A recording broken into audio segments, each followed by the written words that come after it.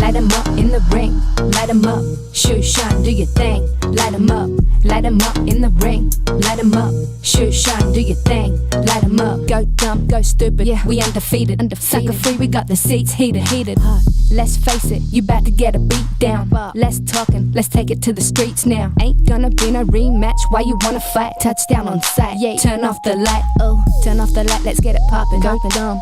When you see me moving, bodies dropping. Move some. I'm about to go sick, call Earl. I'm turning up like E40, not your average girl. I'm turning up. We can rock like Rocky, make you tap it. Ghost ride the whip, look at my drip. This ain't a copy.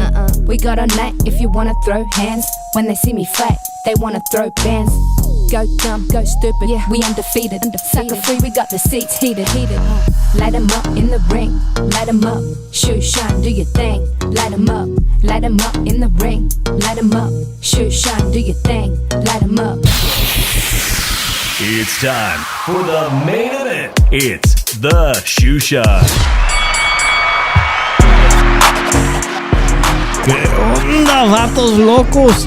Damas y caballeros, it's your boy Dave in the 702 coming back at you for a special Shoe Shine Sports. That's right, Shoe Shine Sports. I'm playing with the idea. A special edition of the Shoe Shine on a Tuesday night. Glad to see everybody arriving in the chat. Joining me, as always, from the city of brotherly love, Philly Irish Phillies, Boots Ennis. ¿Qué pasa, Drew? What's up, Carbones? It's a big week for Philly sports fans. Your Eagles are in first place in the NFC East.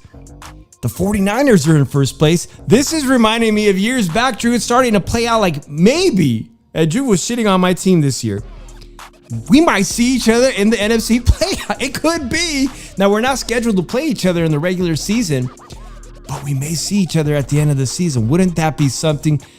Good to have everybody. 702 Man Cave, Carlos M in the chat, Santel Media. Glad to have you guys. Awesome football weekend, Drew. And of course, the Phillies are in a hot, it's October baseball, man. How are you feeling about the Phillies' chances of beating the Dodgers? They ain't wearing no fucking shit, man. Same old playoff Phillies, man. And I'm already preparing to do something to talk about what they need to do next year to get the improve this team and everything. Like they're not. Nah, it's the same old Phillies that go cold in the playoffs. Like they and the managers. At least you're in the playoffs. At least you're in the playoffs. Nah, I'm really pissed about it because when you got one of your players blaming the fans because you lost. No, you guys should blame yourselves. You guys can't hit for shit. And when you hit the ball, you hit it to an out. Let's look at it like this.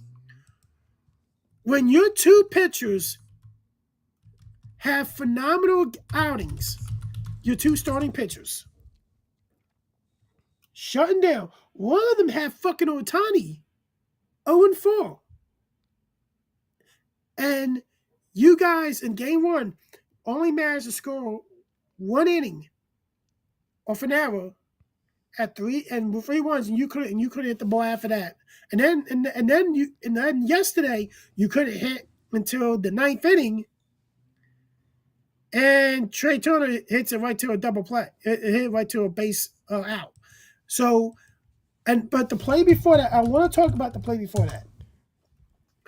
Why in the blue hell you got one out? You got bases, you got guys on base, and on third, and you call for Bryson Scott to bunt the ball instead of having a sacrifice fly. Try to get a sacrifice fly or something or a base hit that gets you the tying one.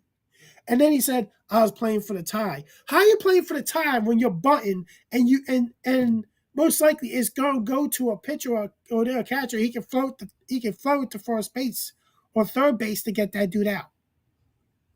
Like, come on. I tell you this right now, I am about to put my Blue Jays hat on and everything. Fuck that. But I look at it like you have one out. You would have got it. All you needed, if he would have hit it up in the air, if he would have hit it up in the outfield, it's a sacrifice fly. You tied the game. Oh, You man. at worst, you go into extra innings. Drew, I wish I could be so excited like at least Philly fans and Dodger fans. I got to look at highlight reels from years back, and today it popped up on my Twitter timeline, X, 15 years ago. 15. So I gotta go back 15 years to feel good to have our birthdays were both Libras. Shout out to all the Libras. It's my birthday week if you guys didn't know, but I got to go back 15 years. Popped up on my timeline today. Tim Lincecum, Drew, who ended up living in the Mission District of San Francisco. People would see him 14 strikeouts, complete shutout 15 years ago, playoff baseball. And of course, that was the greatest era of the Giants baseball, winning 3 World Series in 5 years. And I haven't, a complete drought for 15 years. But really quickly, let me give a quick shout out. Paul M is not in the chat, guys, but Paul M, Tailgate Talk Thursday. I'm not sure, Drew, what happened on Thursday Night Football, but Drew couldn't make the show. So I did the, what we do every week, we go over our picks on the DraftKings website. Paul M, Drew, beat me by 2 games by going with tons of upsets. Tons of upsets I did not see coming. We actually, I had an opportunity to tie, but I lost the Bills game. He said the Bills would lose, and then we both picked the Jaguars last night. And I still lost. Even though the Jaguars, we both picked the Jaguars, I still lost. So shout out to Paul. Guys, come back on Thursday night to do that with Drew. We'll do Tailgate Talk. But Drew, really quickly, let's look at some NFL stuff, and then we're going to get to some boxing news, big stuff. Obviously, fight weekend. Ryan Garcia is in the news.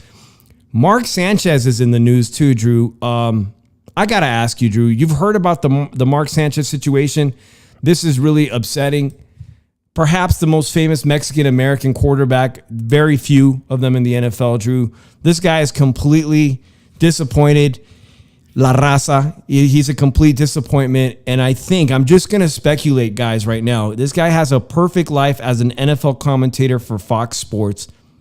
I'm going to say, Drew, that it's a combination of CTE, 10 seasons, CTE, and alcohol, and potentially a drug problem, because I'll tell you right now, according to the New York Post, guys, the Indianapolis authorities are waiting for toxicology reports to find out what drugs were in his system. You heard the story, Drew? Yeah, you forgot one more thing. Smelling too many asses. Of course, he's most famously known for the butt. What was that? The butt fumble? Yeah. The infamous butt fumble. For a Mexican-American USC standout, a star of USC, there was so much on his plate. But I just have to think, Drew, because there was a guy who committed an unaliving from Las Vegas, and I talked about it briefly 2 weeks ago. I'm like scrounging for material, but this was a really important thing. This guy went to the NFL headquarters in New York from Las Vegas, drove in his BMW, and unalived several people before unaliving himself, and he wrote a letter about his CTE. Now, he targeted the NFL, but he never played college football or in the NFL, obviously. But, Drew, they did find that the shooter from Las Vegas had CTE. They did confirm he had CTE from just being an elite high school running back. I'm guessing there's something wrong with Mark Sanchez at 38 years old. I will not be surprised if someday they find out that he has traumatic brain injuries from his years in the NFL as a quarterback. And you combine that with alcoholism or potentially a drug issue.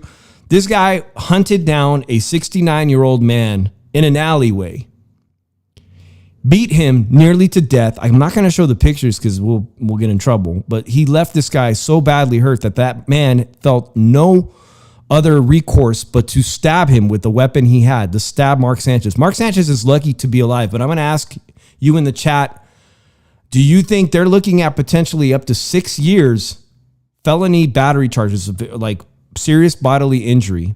He almost killed the guy, to be honest. You guys think he's going to get away with a slap on the wrist because of his stardom, Drew? What do you think, Drew? Yeah, he's probably gonna do time, and he's gonna lose his job most likely. Wile E. Coyote says he was doing wind sprints in the alley at like whatever time in the morning it was, which is absolutely bizarre. And he had a game to commentate, right? He was there for the Indianapolis Colts game to commentate on Fox Sunday. on the Sunday broadcast, and he's out there tripping. I don't know, man. What a disappointment. I hope that the 69-year-old man, makes a full recovery. And obviously, Mark Sanchez is still stabbed upper body, serious injuries. Ooh, Sondeo Media says, who asked for 30 G's? And you'll have to ask me privately, Sondeo. That's something in our own sphere here in Las Vegas. Some other crazy true crime news. But yeah, Mark Sanchez, complete disappointment, man. It's embarrassing. I hope he gets the help he needs afterwards, Drew. I don't know if he's going to recover fully. I think he will. But let's talk about really quick. Huh? It's the cocaine? Listen, it's never too early to talk about potential playoff situations. I wanted to get your opinion here. Guys, don't forget to hit that thumbs up. But guys, all your football teams, shout out to everybody in here. I know Chargers fans are up in here. The win over the Rams, Drew, on Thursday Night Football, remarkable, but then there were some really good ones. I think it's safe to say that this year we own the Rams, as indicated by this photo here. We own the Rams. And SoFi Stadium reportedly piped crowd noise to support the Rams, Drew. They piped fake artificial crowd noise, and I just wanted to know what you think about that. What do you think about, because here's the deal. The LA Rams, not really a Los Angeles team, as the Chargers weren't, and in this 49ers game, they were outnumbered. The fans outnumbered Rams fans. Do you think they should be allowed to pipe artificial crowd noise into the stadium? No, they're not. Like, it's not. It's, well, if people from other team that support another team buy your tickets, then you're making money regardless. Yeah, they're not there to support your team, but hey, that's your problem. You got to do a better job of promoting your team. And if that's something that your marketing department needs to do better. And if your marketing department can't do better than you did, you better get another motherfucker running that department then. So let's look at it like this. I think the Niners won better with Matt Jones than Brock Purdy. And I'm being dead ass. I think they're a better team. I think they're a better team with Mac Jones quarterbacking than Brock Purdy is. Could be, Drew. There is a quarterback controversy brewing out here on the West Coast, especially amongst San Francisco 49er fans. Here are the latest power rankings, guys, for Week 6. Lions bumped up 2 places. The Eagles dropped a place. It was a tough game for you guys against the Broncos, Drew. Bo Nix. It wasn't a tough game. I'm going to tell you what happened. I'm going to tell you exactly what happened. Tell me what happened. The refs were horrible. Did you see that last play to get the play before the last play? That was clearly pass interference, and right in front of the referee refused to call it on the 3-yard line. That's cheap. That's tush push right there. But I think I'm gonna say this right now to everybody. When you let the media proclaim, get you to call your game the way you call it, that's bad. Because I'm gonna say this right now. When you let AJ Brown, he bitched and moaned about something. What you do, you pass the ball more. I look at it like this. The offensive coordinator showed he does not have a clue in what the fuck he's doing. Because you are up 17 going into the fourth quarter. 17-3. Going in the fourth quarter. He's passing it well and everything. And your defense is making plays. They're only holding the Broncos to 3.1 yards a carry, and had them at one point at 49 yards passing for the game and everything. Just for the whole second half, you only gave Saquon and Barkley the ball once in the second half. One carry in the second half. And you only gave him 6 carries the whole game. And you ran the ball technically only 8 times that game. And when you wanted to conserve the lead a little bit in the last quarter, you still decide to do some stupid passing game shit. And it led you to 3 and outs. It gassed your defense. And they gave up points and yards, and they gave up points. And then when you need the points to take the lead back, you won the damn ball. Like, the dude did not know what the fuck he's doing. It's like, what the fuck are you doing, dude? Well, Drew, the Eagles, as a result, dropped a whole spot right here in the power rankings, now at number 2. The Jaguars, who, wow, what a game last night against the Kansas City Chiefs. Johnny Savage is still missing in action, guys. He sent me something about the Raiders, but I sent him a message last night about his Jaguars win. Of course, that win over the 49ers now is aging a lot better because of that performance last night. Monday Night Football, they bump up 6 spots. Drew, did you see his tush push attempt where he fumbled? Trevor Lawrence fumbled the ball attempting to jump over the thing.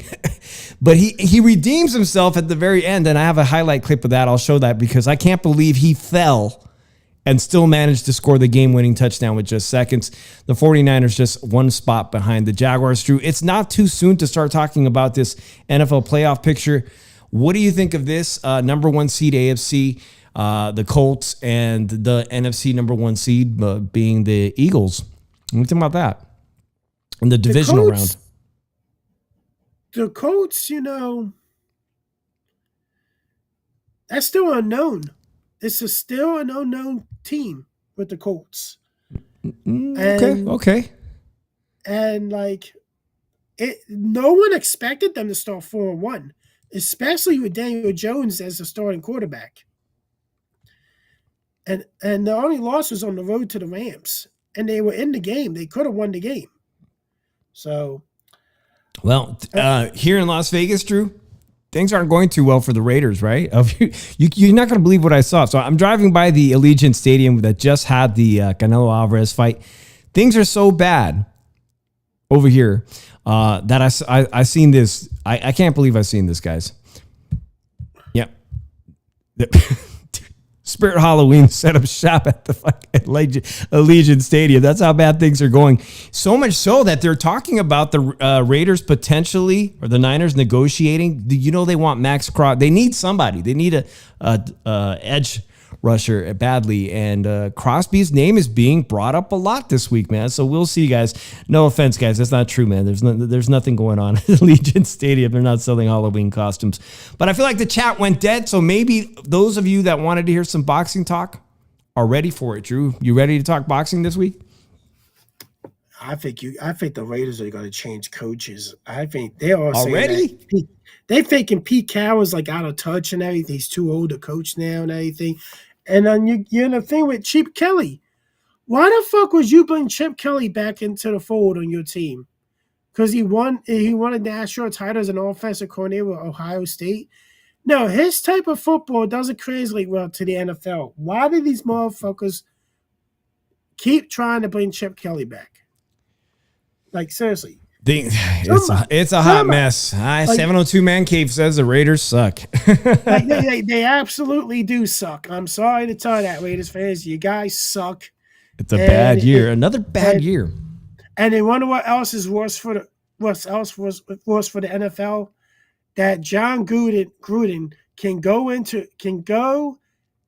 he's probably going to get paid by suing the NFL because the way he was wrongfully terminated.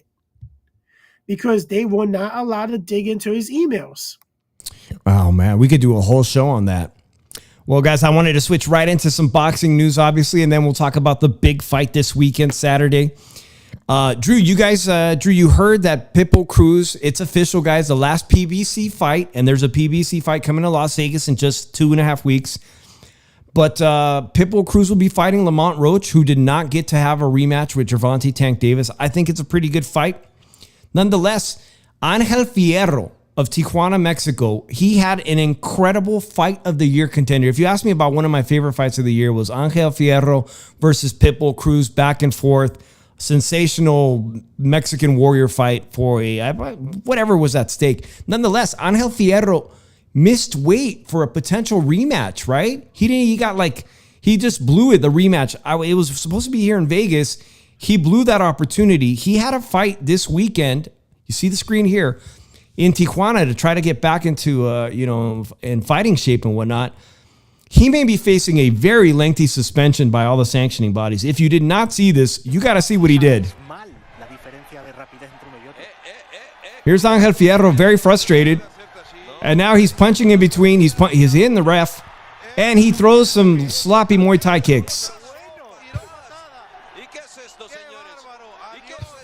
¿Y qué es eso, señores? Drew, that ain't even funny, man. He threw Muay Thai kicks at the guy in TJ. He could be facing, he was disqualified. He could be facing a year suspension from most sanctioning bodies. What the F was that? He lose his mind? Oh, man. Let me guess. Yes, CTGE. Well, probably from the fight. Everybody want to use? No joking. Excuse? Yeah, no joking, but hey, man, he may. I don't know, man. He's lost his marbles, man. You can't control yourself. Anybody want to say it? Anybody's welcome to say it if they want. Like, oh, you know what? I'm not gonna blame everything on CT. Hold on. You know, we got like. Oh man, we gotta watch your mouth, Dave, because we did get a cease and desist letter. I did. From YouTube, and I gotta address that shit. I wish I had paper on. I had the paper on me. Fuck. Okay, well you can bring it on to the next show so we can catch up on that. We're gonna have I really think we're gonna have we have to address this. Let you guys know what it's about, and let you guys know what's going to change going forward. You guys love it. Well, here it is, guys. Pitbull versus Roach live on pay-per-view. Yeah, you're going to have to pay for this one. Oh, boy. And that seems to be the thing, the big issue boxing fans have with PBC's model right now. $79.99 to legally watch Fundora versus Keith Thurman. Why the fuck would I want to watch that? They did add another fight today. And you're going to have to pay probably $79.99 to watch this pay-per-view on Amazon Prime, December 6th. And the undercard is getting very serious, though. I'm liking this undercard because it's rumored, it's in negotiations that it's going to be Janabek versus Lara for a unification. Top Rank working with PBC. Janabek versus Lara for a unification middleweight fight. I'm liking that. I'm liking that a lot. All right. So it's $79.99, right? So let me get my. I got this. I got quarters right here. You're gonna need a lot of quarters, Drew. In my piggy bank. Let me see. Gotta make sure I got enough of them so I can get the $79.99. I can be a legit person, right? I shouldn't be legally streaming, right? White Chicano, white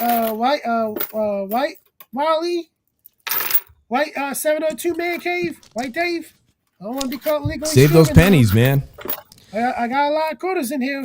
Oh, yeah. By the way, I don't know what they're charging for that, Wiley, but Bare Knuckle Fighting Championships, Paulie Malignaggi is just 1 week away from his return to the ring in his 40s, making his return to Bare Knuckle Fighting. I don't know what Paulie's thinking, but that's October 18th is coming up.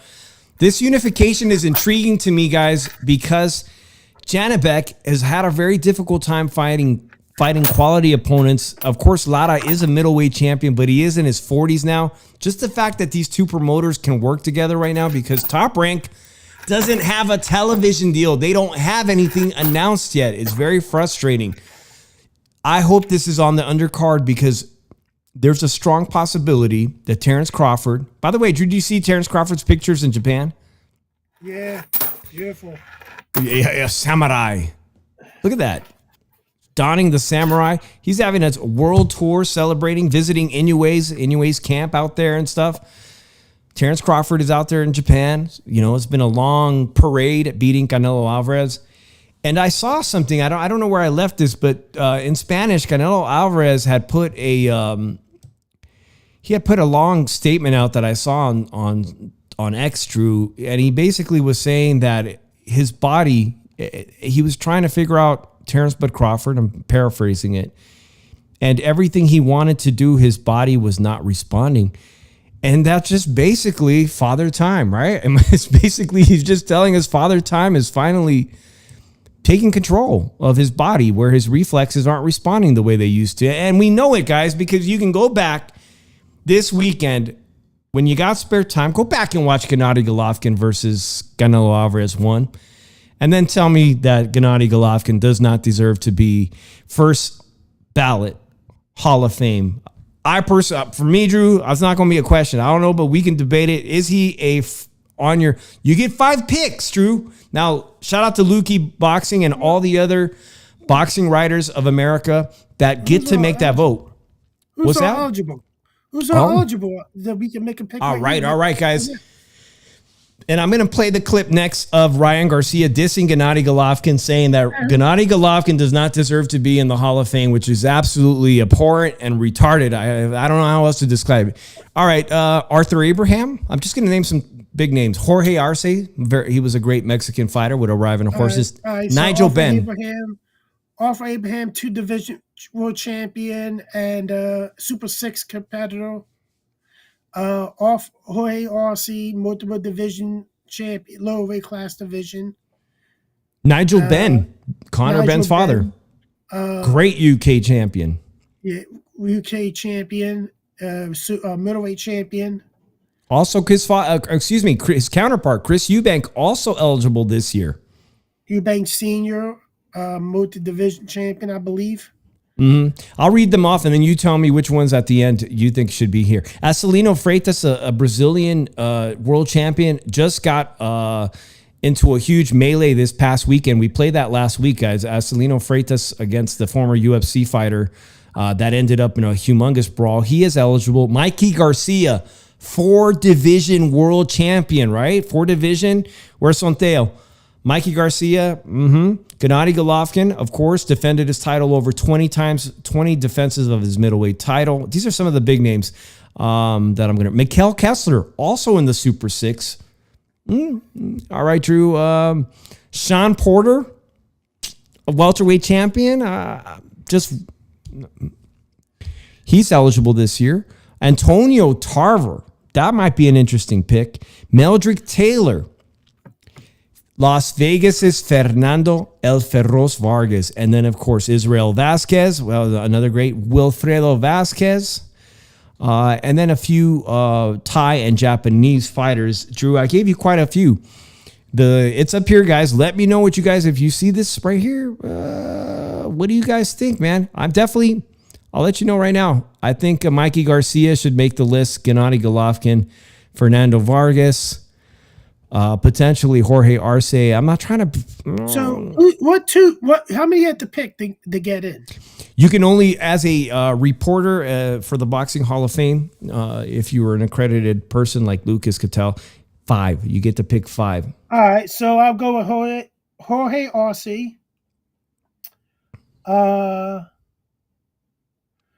I'll go with Steve Collins. I'll go with Chris Eubank Sr. Voting Forrest. And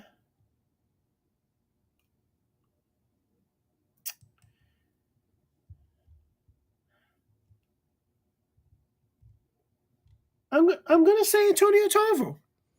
I like Antonio Tarver too, guys. Let me know if you guys are following along. Vernon Forrest was an interesting one who was on here.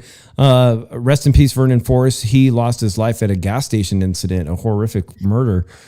But Mikey Garcia, I don't know. I feel like his qualifications, 4-division champion. You know, I like the idea of both Nigel Benn and Chris Eubanks Jr. being on that. I'd have a difficult time too.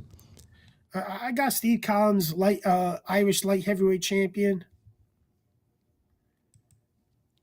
Well, let me play the clip. Let's play the clip, guys, because Ryan Garcia has made a lot of news in 702 Man Cave. I did see that.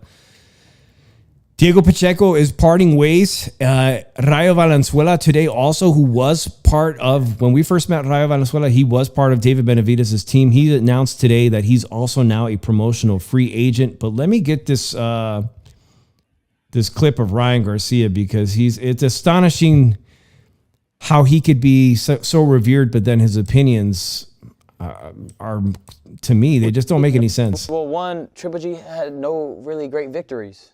I mean, who did he beat? You know, Well, Canelo. A lot of people think he won the first fight. It was a draw, and Canelo's a great fighter. Well, he didn't, though, but he we didn't. can think all we Even want. a draw against We can think Canelo all at we Canelo's want. best. You know? The thing what I will give him, though, is he was one of the superstars in boxing at a certain time for a long time. I will give him that. But for me, I think it's just a little hard for me to put somebody in the Hall of Fame. Like, to say Hall of Fame, that means, like, dang. All right, Drew. Has Ryan Garcia put a streak together of 20 consecutive? How many consecutive stoppages did Gennady Golovkin have? Not only that, but they were actual, legitimate middleweight title defenses. Yeah, 20 title defenses, not significant, not consecutive, like Bernard Hopkins, or the most like Bernard Hopkins. But in comparison, that is who he's most like, is the Bernard Hopkins reign at middleweight. He's not his way. One, he's not a multi-division champion. That's the one thing that's against him. He's not a multi-division champion. He stayed mostly in one weight class his entire career. But like the thing about it is, his best victories, I thought he won both Canelo fights before number 3. I thought he won both of them. And they got smoked at number 3. By the way, remember, guys, number 3 did not take place at 160. It took place at 160. At 168. But I think that his best wins, I think you can count the Daniel Jacobs win, which people say it was somewhat debatable. I don't know. Australia's Daniel Gale, where he won the IBF middleweight title. Yeah, that was a good one. And everything. I think they're his 2 best wins right there. Is Gale and Jacobs. But well, Max Kellerman made a point, and it's not valid because, like he said, you think that Golovkin won the first and second fight against a prime Canelo. I agree with you. The second one was a draw, technically, but I agree with you on that. He beat a prime Canelo Alvarez. Did not get the credit for it. But let's hear a little bit more of why Ryan Garcia thinks Gennady Golovkin doesn't belong in the Hall of Fame. What about telling the story of the era? You could not tell the story of an era without including Triple G. What about that? Do you subscribe to that Hall of Fame theory? I do. I mean, I do see that, but we're talking about Hall of Fame. We're not talking about eras. I'm talking about like overall all of boxing. You know what I mean? I just don't see him as a Hall of Fame. Yeah, I can't give him that nod. But hey, that's a legitimate point of view. I wish Turkey was around back then when he was fighting because So I don't still. He didn't convince me. I don't know if he convinced you guys that he doesn't belong in the Hall of Fame, Drew. Not right now. He does. You don't think he belongs in this first ballot? No, not right now. Interesting. Well, Drew and I are in disagreement. So other big Ryan Garcia news is that he's finally in my opinion, has a bright idea. He does. Actually, this is a very good idea. Raleigh Rolando Romero is going to be working. They're working right now actively to work out a deal with Manny Pacquiao to return in January. Well, that leaves Mario Barrios, who's now had 2 back-to-back consecutive draws, defending his title in draws. Ryan Garcia's finally had that aha moment and is like, now I know who I need to fight. This is the easiest path to becoming a world champion between two Chicanos. What did I say? It's longest ride, easiest ride. That is Mario Barrios when it comes to 147. I got to ask the chat, do you guys like this fight, man? Because Ryan Garcia desperately needs to fight somebody he can beat. And Drew, can he beat Mario Barrios? He should beat Mario Barrios. He should have beaten Mario Romero, but what the fuck happened with that one? Do you think he blows another egg against Mario Barrios? I tell you the truth, I wouldn't be surprised. Well, I don't think he has his head in. I don't think he has his heart into it in boxing. I don't think he does. I think he's mentally checked out of the sport. It definitely seemed like that with his performance in New York City earlier this year. Like, I don't know how you want to keep yourself relevant, but you got to keep your head, got to keep your heart in it. And he's mentally not in it. his heart's not in it. Well, very well could be. Now, 702 Man Cave was wondering if we had heard the news that Diego Pacheco, I got to watch him fight recently at the Cosmopolitan, I think this year or last year. Now it's official. He's split with his trainer, co-manager, Jose Benavidez Sr. And there's a lot of controversial stuff kind of happening in Jose Benavidez Sr.'s world camp because other boxing channels, the big ones, are discussing the possibility that his son, David Benavidez, is maybe finally splitting. Rumor is he could be splitting ways with Samson. And whether or not, I think Drew, you would say that that's not a bad move. It's not a bad move at all because here's the thing. David Benavidez has to go on his own to get better fights. And which is what he's kind of been doing. And Samson is not really helping him. Samson's being loyal to PBC to try to help PBC get money, and you can't make fights for him. Yeah, and those big fights now are off of PBC for him at light heavyweight. Yeah, so it might be the best move for him to split with Samson. Say, yo, I'm going to have to leave. You're not your loyalty's the one thing. You're not to me, and anything. But when it comes to Diego Pacheco and Jose Benavidez, people are saying Jose Benavidez was overpricing a lot, was charging a lot of money that he shouldn't be charging to attain Diego Pacheco. Yeah, and Rayo Valenzuela, who left him too as well, Drew. Rayo Valenzuela is a promotional free agent. Rumor is that he likes the idea of working with Matchroom Boxing, which I agree that. I think that might be a good fit for him. They've gotten Richardson Hitchens a world title at 140, and Rayo won that world title briefly and held it briefly, right? But he won it. That might be a good fit for him. So David Benavidez, Drew, was in the news this week too because he said that there's no way that he will ever come back and entertain coming back to super middleweight. And it seems like he's a little bit upset that it wasn't him getting the opportunity to fight Canelo. Canelo's on the back nine. He says it should have been me with my hand held up and victory beating Canelo Alvarez, which I have no doubt in my mind he would have won that fight September if that was him in Bud Crawford's shoes. Yeah, I look at it like this. I think that Samson and his dad both cost him that fight. And did not realize, hey, you got to do a better job in trying to convince Canelo to want to fight you and anything. And I think it would have made it best. I think if they would have done business with Turkey Al-Shigoria, he probably would have got that fight.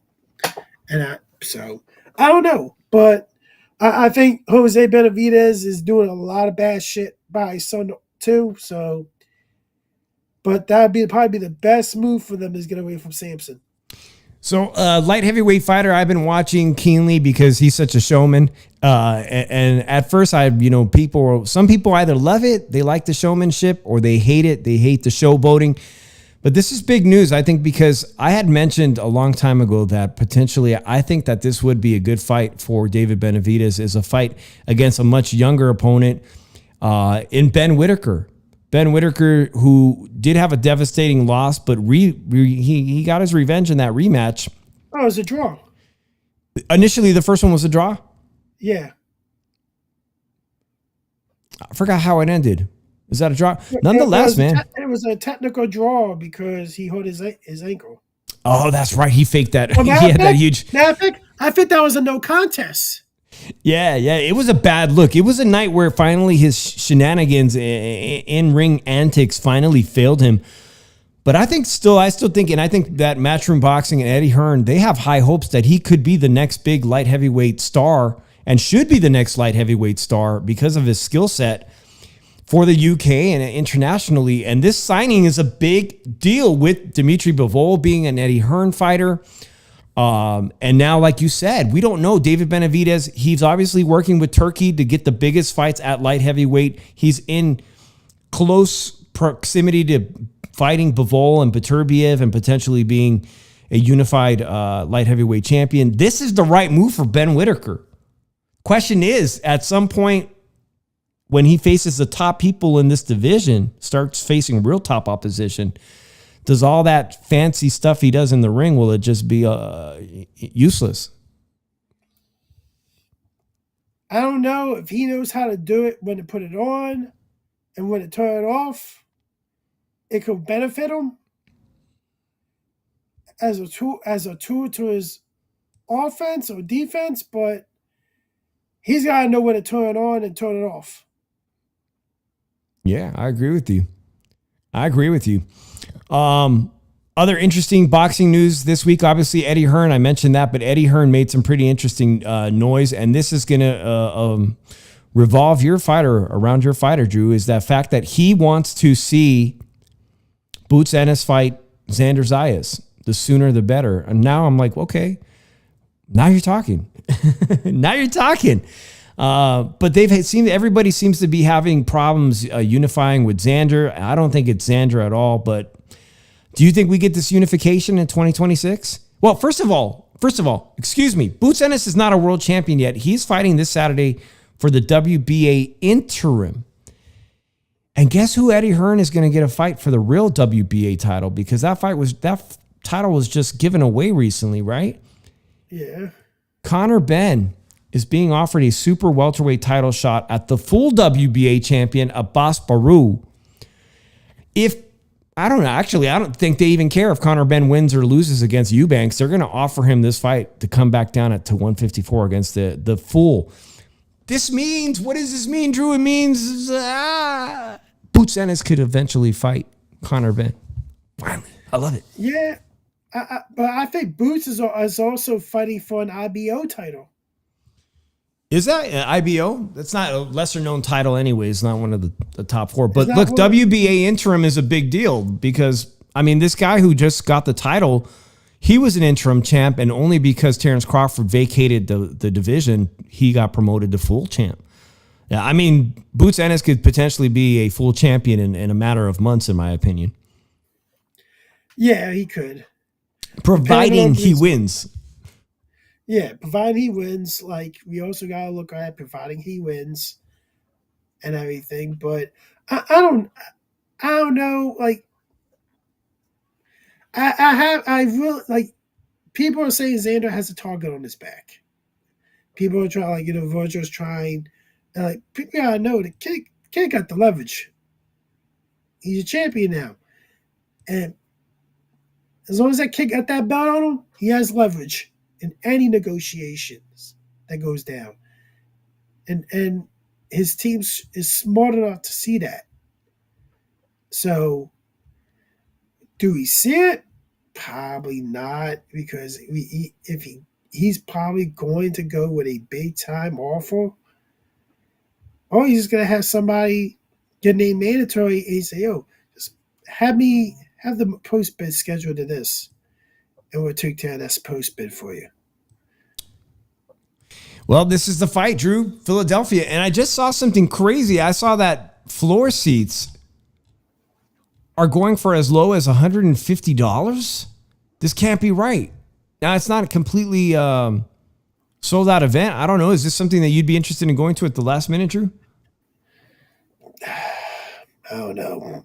Like really, I don't know. At this second, like, I have to really. I'm telling you, if I was in Philly this weekend, I'd go, especially with seats being that inexpensive. Like, I'm be like, man, I'd rather not talk about my situation. I got you. My shit on here. I got you, Drew.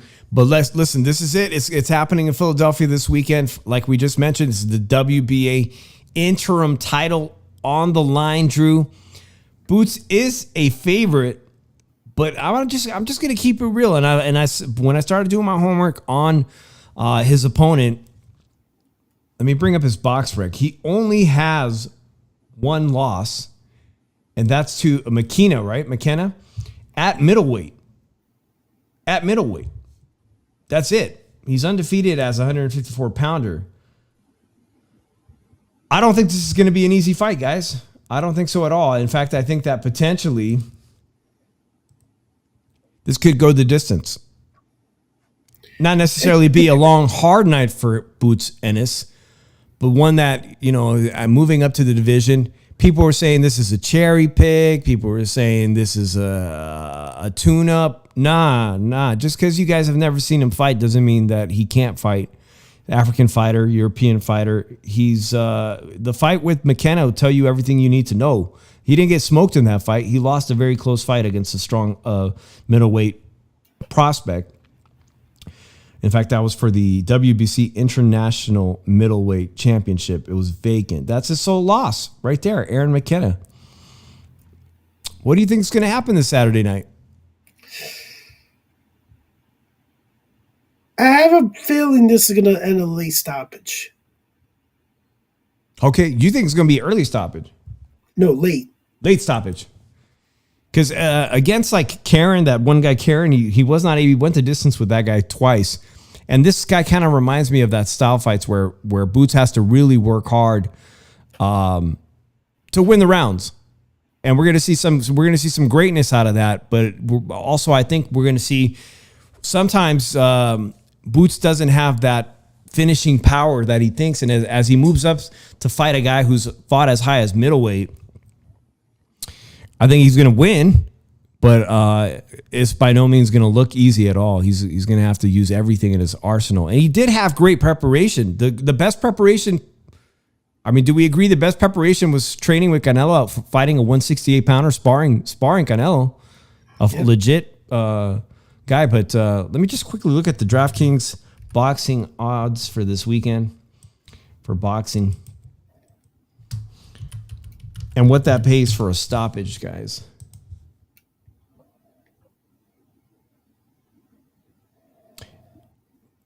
Jaron, right. Boots Ennis, Jerome Boots Ennis is a sizable. The money line, negative 3,000 favorite as of Tuesday night. Wow.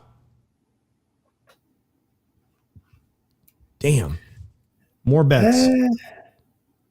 That's just better up betting the in-between round or when the KO is going to come. Jerome Boots Ennis by technical KO knockout disqualification is a negative 390. Uisma Lima by KO plus 1,800. Uisma Lima outpointing. I don't think, it pays 3,000 plus 3,000.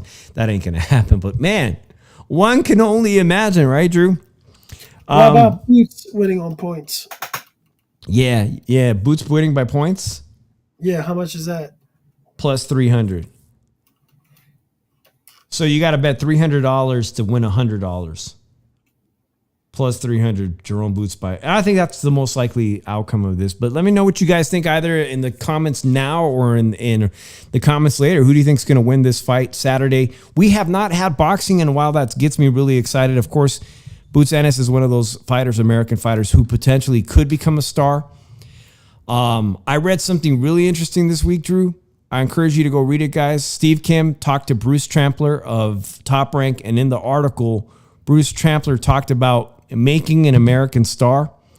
And if you go and read the article, the main point of it is you cannot make the next American star. There's going to be a void. There really is going to be a void. We talked about it, Drew. As Canelo phases out, he thinks there's some serious guys right now, including he mentioned Emiliano Vargas, that could potentially step up and become that star. But he made it very clear. Bruce Trampler, one of the best matchmakers in the sport of boxing, said, stars are born. Boxing stars are born. We cannot make them. They're just born. Just born to be a star, man. They got to have the complete total package. Sadly, who's going to watch the Boots Ennis fight? It's on DAZN. It's on DAZN. How many people watching? We can't even get 25 people tonight to watch a boxing show. Boxing is dead in the U.S. And it, unless you're the boxing voice, unless you're Showbiz, the adult, Coach Maliki, nobody's watching boxing shows with the smaller content creators. A lot of us are struggling, whether it's our colleagues, even Joe Habib and Ringside Report are want to stop by on Sundays, but it's hard to talk about boxing on Sunday when there wasn't any good boxing that entire week. So you're just basically doing news stories or what ifs, or the Hall of Fame. The Hall of Fame is a great topic. If I had 50 people in here, we could probably talk about that and debate that. But it's hard. It gets harder and harder to come up with content, Drew, every week, especially when American fight fans can't watch boxing because they got to pay for it, or they got to pay for DAZN. I hate it, Drew. I hate it. I wanted to say thank you, Drew, to everybody that reached out to me and my wife. We lost our dog 2 Mondays ago, and we finally received her ashes yesterday, and it was definitely emotional to receive her ashes. And just a week after we lost my little dog, Drew, I couldn't believe it. I couldn't believe this. But Julio Cesar Chavez, and I don't remember if it was senior or junior, but they posted on X how much they missed their little dog, their little boy, which looks like the dog, Dolce, the dog we had, it looked like her mom. And he posted this on Twitter. They lost their dog after 17 years. And that's exactly, my dog was just a week shy of turning 18. So he was so devastated. He wanted everybody to know. And he posted, this was a little boy. He posted it with the little WBC championship title belt, 17 years old. So thank you to everybody that reached out to us. And so, Drew, we doing football talk on Thursday? Thursday night football. Hopefully everyone will come back. I'll make sure the thumbnail says we're doing football talk, because people get, it's like, I know it's hard for people that don't care about boxing, but they do want to talk football talk.